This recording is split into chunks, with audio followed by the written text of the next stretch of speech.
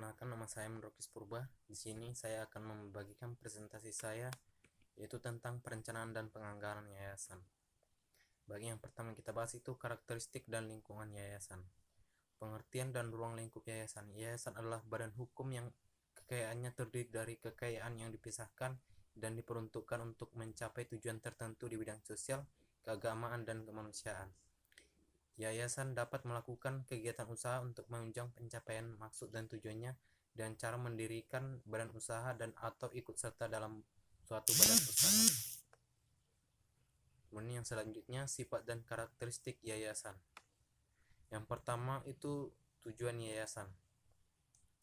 Setiap organisasi termasuk yayasan memiliki tujuan yang spesifik dan unik yang dapat bersifat kuantitatif maupun kualitatif. Tujuan yang bersifat kuantitatif mencakup pencapaian laba maksimum, penguasaan pangsa pasar, pertumbuhan organisasi, dan produktivitas. Kemudian tujuan kualitatif dapat disebutkan sebagai efisiensi dan efektivitas organisasi, manajemen organisasi yang tangguh, moral karyawan yang tinggi, reputasi organisasi, stabilitas pelayanan kepada masyarakat, dan citra perusahaan. Kemudian yang kedua itu visi. Visi merupakan pandangan ke depan di mana suatu organisasi akan diarahkan. Dengan mempunyai visi, yayasan dapat berkarya secara konsisten dan tetap eksis, antisipatif, inovatif, secara produktif. Visinya adalah suatu gambaran yang menentang tentang keadaan masa depan yang berisikan cita dan citra yang ingin diwujudkan suatu yayasan. Kemudian misi yaitu suatu yang diemban atau dilaksanakan oleh suatu yayasan sebagai penjabaran atau visi yang telah ditetapkan. Kemudian yang selanjutnya itu sumber pembiayaan atau kekayaan, di mana sumber pembiayaan yayasan berasal dari sejumlah kekayaan yang dipisahkan dalam bentuk uang atau barang. Selain itu, yayasan juga memperoleh sumbangan atau bantuan yang tidak mengikat, yaitu berupa wakaf, hibah wasiat, perolehan yang tidak bertentangan dengan anggaran dasar yayasan atau peraturan perundang-undangan yang berlaku. Kemudian pola pertanggungjawaban. Pola pertanggungjawaban manajemen merupakan bagian terpenting bagi kredibilitas manajemen di yayasan. Tidak terpenuhnya prinsip pertanggungjawaban tersebut dapat menimbulkan implikasi yang luas. Kemudian yang selanjutnya itu struktur organisasi yayasan. Struktur organisasi yayasan merupakan turunan dari fungsi, strategi, dan tujuan organisasi. Sementara itu, tipologi pemimpin termasuk pilihan dan orientasi organisasi sangat berpengaruh terhadap pilihan struktur organisasi pada yayasan. Kemudian karakteristik anggaran. Anggaran merupakan artikulasi dari hasil pengurusan strategi dan perencanaan strategik yang telah dibuat.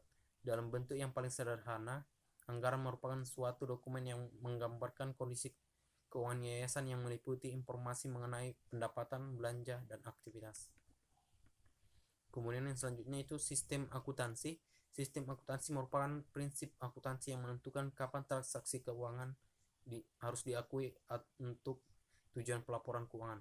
Sistem akuntansi ini berhubungan dengan waktu pengukuran dilakukan dan pada umumnya bisa dipilih menjadi sistem akuntansi berbasis kas dan berbasis akrual. Kemudian yang selanjutnya itu manajemen yayasan. Dalam mengelola suatu yayasan diperlukan pemahaman dan keahlian dasar tentang manajemen. Keahlian pertama adalah pemecahan masalah dan pengambilan keputusan. Kemudian keahlian yang kedua adalah perencanaan, yaitu pemilihan sekumpulan kegiatan dan pemutusan. Selanjutnya tentang apa yang harus dilakukan, kapan, bagaimana, dan oleh siapa. Kemudian keahlian yang ketiga adalah pendelegasian, yaitu ketika pengawas memberi tanggung jawab dan kewenangan kepada bawahannya untuk melengkapi tugas dan menggambarkan bagaimana tugas tersebut diselesaikan. Kemudian keahlian yang keempat adalah dasar-dasar komunikasi internal, yaitu terjalinnya komunikasi secara efektif yang menjadi darah kehidupan bagi suatu organisasi.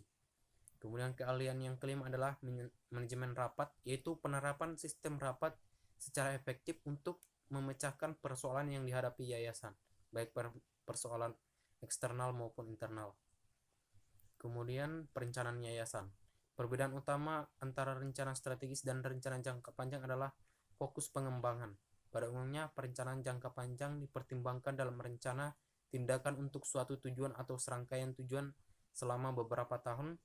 Asumsi tahun rencana jangka panjang adalah terpenuhnya informasi tentang kondisi masa depan. Yayasan sebagai suatu organisasi non-profit mengarahkan proses perencanaan dan sumber daya yang tersedia untuk memaksimalkan manfaat yang akan diperoleh. Sumber daya utama yang diperlukan untuk perencanaan adalah waktu pengelola, waktu pembina, dan uang, seperti peneliti pasar, para konsultan, dan sebagainya. Kemudian formalisasi proses penyusunan anggaran. Yang pertama itu langkah-langkah penting dalam penyusunan anggaran. Yang kedua itu personil yang terlibat mulai dari proses penyebarluasan rencana anggaran, format baku hingga penyebarluasan anggaran final. Yang kemudian yang ketiga, otoritas anggaran meliputi pihak yang bertanggung jawab dalam penyiapan draft anggaran dan pihak yang berwenang dalam mensahkan atau melegalkannya, termasuk apabila terjadi perubahan anggaran.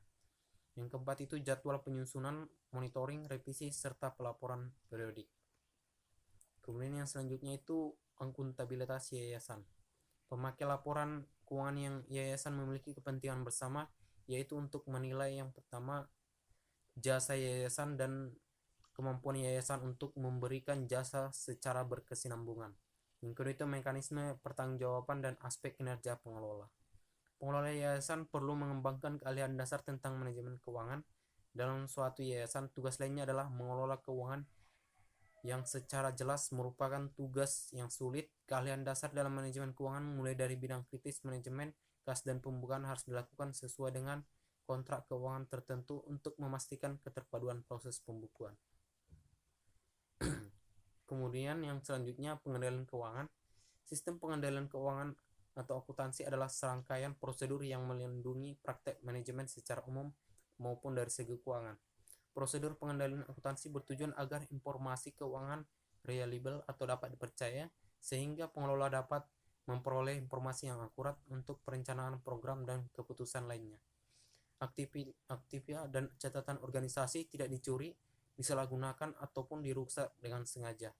Kemudian kebijakan yayasan diikuti. Yang selanjutnya peraturan-peraturan pemerintah terpenuhi. Sistem pengendalian akuntansi diperlukan untuk memastikan pencatatan yang tepat atas barang yang didermakan, sumbangan dan penerimaan lainnya. Laporan keuangan dan pengembalian informasi harus dicatat secara akurat dan tepat waktu serta memenuhi peraturan pemerintah lainnya. Baik, sekianlah presentasi dari saya. Kurang lebihnya saya mohon maaf. Terima kasih.